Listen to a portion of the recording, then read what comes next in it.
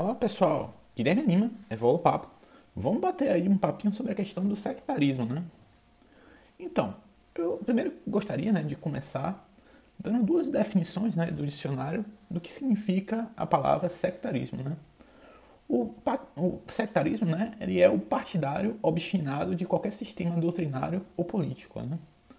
E também pode ser, uma pessoa radical exageradamente dedicada à defesa de uma convicção religiosa, artística, política, jurídica, etc. Né? Então, eu gostaria, de começar com uma reflexão, que não é raro, nos dias de hoje, que pessoas, vivam em bolhas, né? As bolhas basicamente fazem, com que a própria pessoa reforce, as suas próprias opiniões e os próprios preconceitos, que ela tem, né? E no grupo da Conscienciologia, eu diria que isso não é diferente, na medida em que é comum, que a pessoa meio que corte, as pontes com pessoas em posições diferentes, de outros grupos, às vezes até pessoas mais evoluídas, mas pertencentes a um outro grupo, até mesmo, por exemplo, com relação ao espiritismo, né? E o próprio Valdo Vieira, mostrou basicamente que existem pessoas, no espiritismo chamadas de espertas, E, por exemplo, o caso que ele abordou do seu Manuelzinho.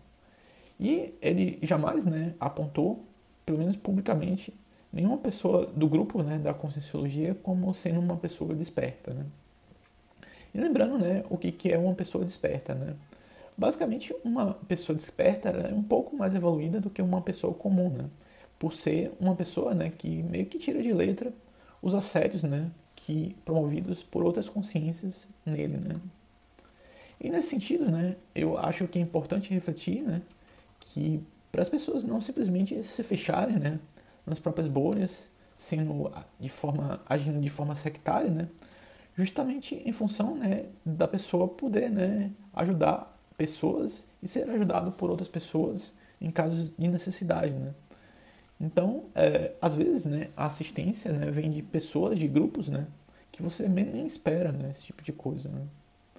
E até certo ponto, eu diria que é meio que normal, viver em bolhas, em função da questão, das pessoas procurarem, se proteger. Então, eu diria, que a ideia de bolha, não é completamente equivocada, mas se ela for, levada muito de forma radical, isso pode fazer, com que a interassistência não ocorra, que é a assistência entre pessoas de grupos diferentes, né? E em alguns sentidos, a questão do sectarismo também, às vezes fazem, que as pessoas serem agressivas, com pessoas de outros grupos, né? Você tem um caso bastante famoso, de um jornal, de uma igreja, a Igreja Universal, que basicamente ela publicou, na capa do jornal, chamando, uma mãe de santo de macumbeira, né? Isso meio que incentivou, a agressividade dos fiéis, né? E há vários relatos, em que pessoas de uma religião invadem, o espaço de outras, e quebram tudo, promovem um quebra-quebra. E quando a situação se agrava, pode até acontecer guerra civil, o que historicamente a gente já viu acontecer diversas vezes na história, né? Parece que as pessoas, elas deixaram de estudar a história seriamente, né? O estudo da história, devia ser suficiente para que as pessoas não repitam, os mesmos erros do nosso passadão aí de humanidade, né? E a tolerância, e de forma mais profunda a aceitação, eu diria que são coisas bastante desejáveis na nossa vida em sociedade, né? É aceitar basicamente o coleguinha do jeito que ele é e respeitando, o direito dele de pensar diferente, né? Eu diria também, que o mundo é enorme, Eu diria que tem lugar para todo mundo, E você não precisa, eliminar quem pensa diferente, até mesmo em causa própria, porque você não quer basicamente ser eliminado, pelas suas opiniões, E se minimamente você entende que defender, a liberdade de crença é algo fundamental, você vai ver então como é perigosa essa ideia, de eliminar o divergente, E em outro contexto, abrindo um pouco a questão do paradigma consciencial, então você tem que dogmas, que são verificáveis de religiões e ideologias, isso tem meio que um contraponto na conscienciologia, É justamente o conceito, de verdade relativa de ponta, ou como é chamado, as verpons, V é para verdade, R de relativa e pon é de ponta, E esse é um conceito da conscienciologia que a gente, por entender, né, que a gente ainda somos imperfeitos, né, e em decorrência disso nós criamos coisas imperfeitas, isso meio que abre espaço, né, para o aperfeiçoamento de um conhecimento, né. E uma religião, né, tradicionalmente, ela tem dogmas, né, que a pessoa não pode questionar, né, ou você aceita ou você está fora, né. E na Conscienciologia não é assim, né? O ponto de partida da Conscienciologia é justamente o princípio da descrença, né?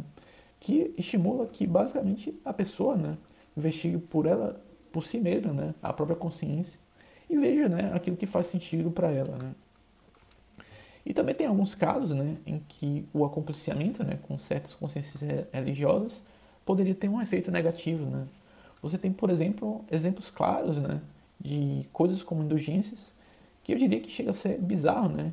Em pleno século XXI, a venda de vassouras ungidas, né, por pastores, e se a pessoa comprar vassoura, ela vai ter supostamente progresso na vida, né? Ainda tem também aqueles pastores que vendem o azeite de Israel, sendo que na verdade é um azeite comprado no mercado da esquina, né? E isso é bastante questionável, né? E eu diria também, né, que após uma pessoa, né, acessar, né, ser esclarecida através da Conscienciologia, né, das informações que a Conscienciologia traz. E não é raro também, né, que uma pessoa religiosa, ela meio que entre, né, numa crise de crescimento. E querendo ela, né, por ela mesma, fazer, né, as próprias reformas íntimas ou as reciclagens intraconscienciais, né. Também, né, tratando agora de um outro assunto, né, a questão das sacralizações. E eu diria também que a sacralização, né, por exemplo, de certos livros, né, sobretudo livros muito antigos, eles têm um problema básico de atualização, né? A própria Bíblia e o Corão provavelmente se enquadram nessa categoria, né? Em ciência, né, a gente sabe que a maior parte dos materiais antigos, né, são os que mais têm chance, né, de propagar inverdades e equívocos, né? E por melhor que tenha sido o trabalho de um escritor na antiguidade, a chance de que um material antigo está errado ou incompleto é algo bastante provável, né? E um reflexo da sociedade da época, né? E é, por exemplo, gritante, se você pega, por exemplo, livros de informática de apenas 30 anos atrás, né? A diferença é gritante, né, entre os livros atuais. E quando você bota na casa dos milênios, né, essa diferença ainda pode ser ainda mais gritante, né? E isso acontece em todas as áreas, e não só a informática, né? A ideia, portanto, é que a gente deixe aí a religião para quem ainda precise disso, mas oferecendo, né, uma alternativa mais nova e atualizada, né, com esse conceito de Verpon introduzido, né, pelo professor Valdo Vieira, né?